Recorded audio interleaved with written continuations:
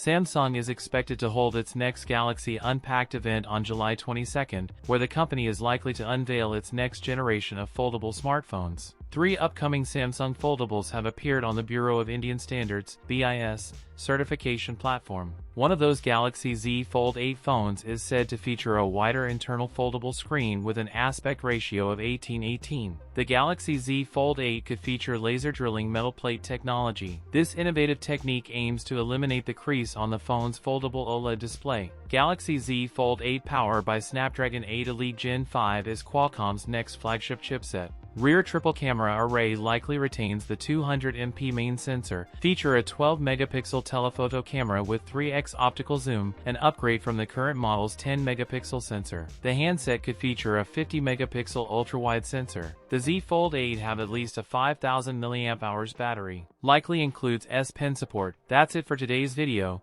If you enjoyed it, don't forget to like, comment, and subscribe for more content. Thanks for watching, and I'll see you in the next one.